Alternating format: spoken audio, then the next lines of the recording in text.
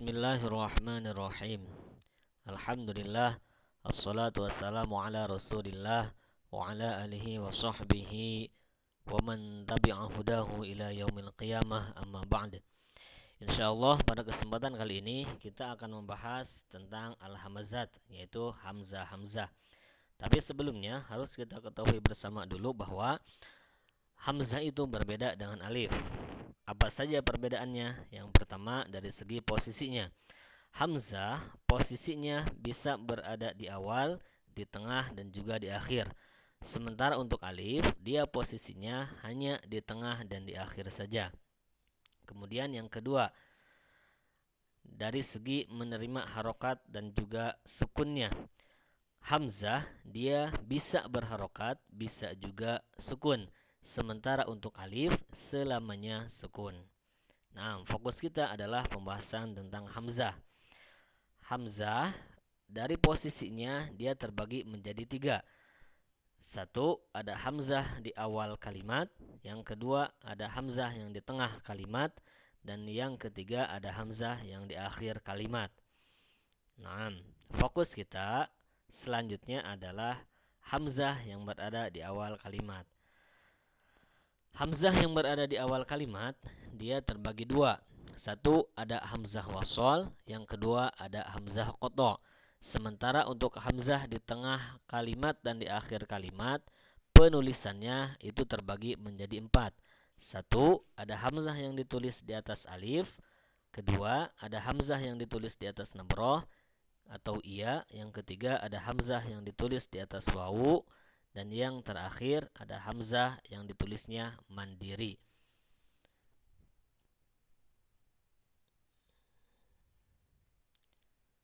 Selanjutnya yaitu perbedaan antara hamzah wasol dan hamzah qata'.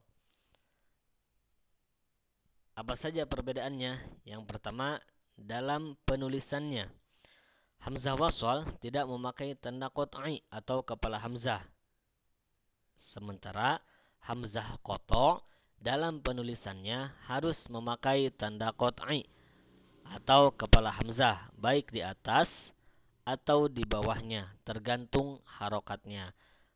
Kalau harokatnya fathah atau dhammah, maka kepala hamzah qata' itu ditulisnya di atas. Tetapi kalau harokatnya kasroh, kepala hamzah qata' ditulisnya di bawah. Itu perbedaan yang pertama. Kedua, dalam pembacaannya. Hamzah wasol harokatnya dibaca kalau berada di awal kalimat. Contoh, istaghfiru. Nah, dalam kalimat istaghfiru ada hamzah wasol, yaitu berharokat kasroh. Harokatnya dia dibaca kalau berada di awal kata. Tetapi kalau berada di tengah kalimat atau disambung dengan kalimat sebelumnya, maka harokat hamzahnya tidak dibaca. Contoh, yang tadinya istaghfiru, hamzah berharokat kasroh kalau berada di awal kata. Tetapi kalau kita wasolkan dengan kata sebelumnya, maka cara bacanya menjadi fakultus taghfiru. Harokat hamzahnya menjadi hilang. Tetapi dalam penulisan hamzahnya dia tetap ada hamzah wasolnya.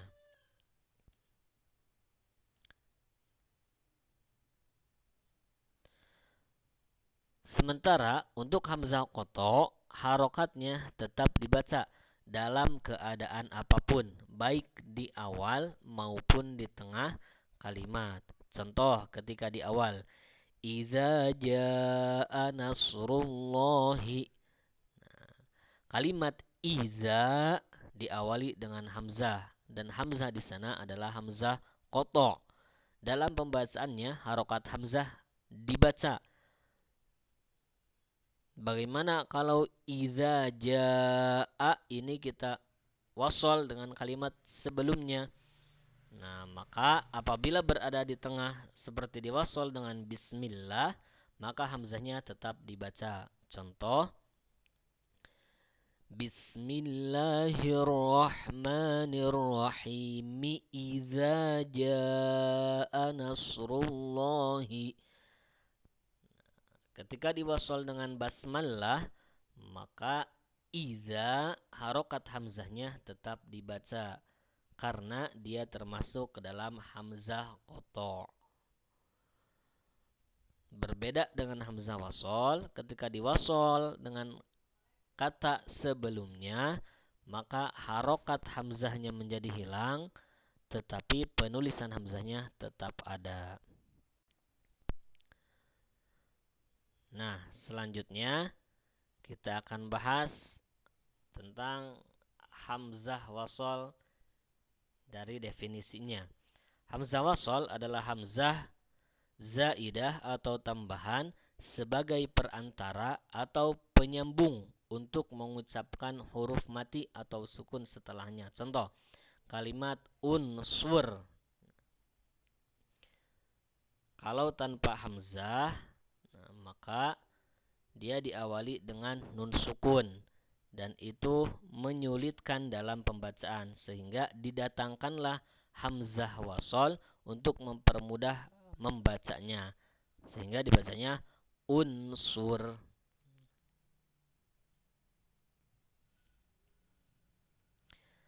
Nah, selanjutnya supaya kita tidak salah dalam penulisan antara hamzah wasol dan hamzah qata', maka kita harus ketahui tempat-tempat terdapatnya hamzah wasol dan hamzah qata'.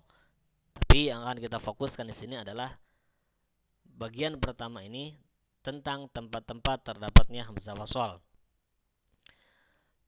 Pertama, hamzah wasol itu terdapat dalam kalimat fi'il madhi khumasi, yaitu kalimat fi'il madhi yang jumlah hurufnya ada 5, dan kalimat fi'il madhi sudasi, yaitu kalimat fi'il madhi yang jumlah hurufnya ada 6.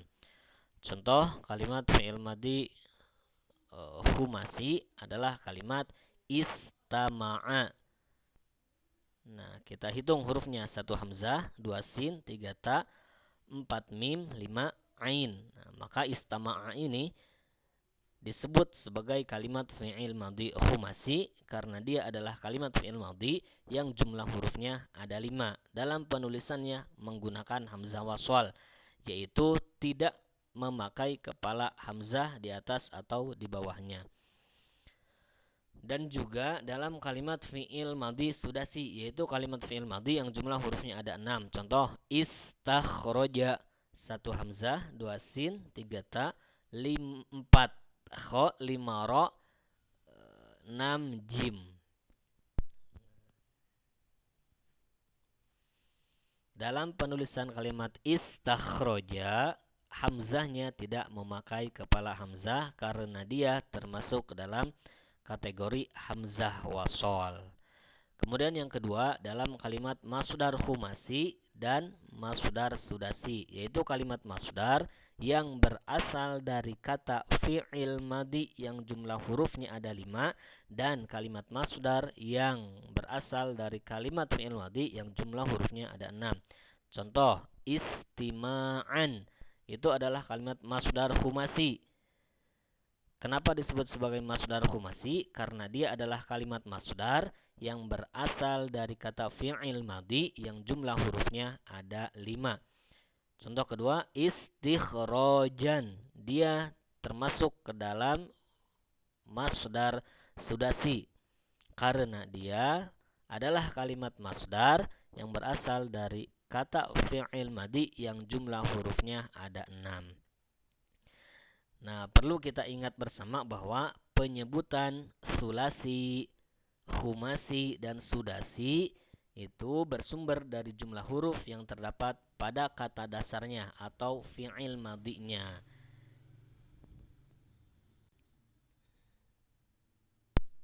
Nah, tempat terdapatnya hamzah wasol yang ketiga yaitu dalam kalimat fi'il amar sulasi atau kalimat fi'il amar kata perintah yang berasal dari kata fi'il madhi yang jumlah hurufnya ada 3. Kemudian dalam kalimat fi'il amar khumasi, yaitu kalimat fi'il amar atau perintah yang berasal dari kata fi'il madi yang jumlah hurufnya ada 5, dan kalimat fi'il amar sudasi, yaitu kalimat fi'il amar yang jumlah kata dasar kalimat fi'il madinya ada 6 huruf. Contoh fi'il amar sulasi. Contoh idhab disebut sebagai kalimat fi'il amar sulasi karena dia berasal dari kata fi'il madi zahaba, jumlah hurufnya ada 3. Iftah disebut sebagai fi'il amr sulasi karena berasal dari kata fi'il madi fataha, jumlah hurufnya ada 3. Udrus disebut sebagai fi'il amr sulasi karena dia berasal dari kata fi'il madi darosa, jumlah hurufnya ada 3. Begitupun dengan khumasi dan sudasi. Ijtahid berasal dari kata ijtahada, jumlah hurufnya ada 5, sehingga ijtahid disebut sebagai kalimat fi'il amar khumasi. Begitupun igtasil istami' berasal dari kata fi'il madi yang jumlah hurufnya ada 5. Dan dalam kalimat fi'il amar sudasi, yaitu kalimat fi'il amar yang kata dasarnya atau fi'il madinya ada 6. Contoh ista'jil berasal dari kata ista'jala. Istaghfir berasal dari kata istaghfara. Istakhrij berasal dari kata istakhroja. Jumlah hurufnya ada 6 sehingga disebut sebagai kalimat fi'il amar sudasi. Yang keempat, dalam kalimat isim khusus yang 7, yaitu ismun, ibnun, ibnatun, imru'un, imro'atun, isnani, isnatani. Semua kalimat isim yang diawali hamzah ini ditulisnya menggunakan hamzah wasol, yaitu tidak memakai kepala hamzah.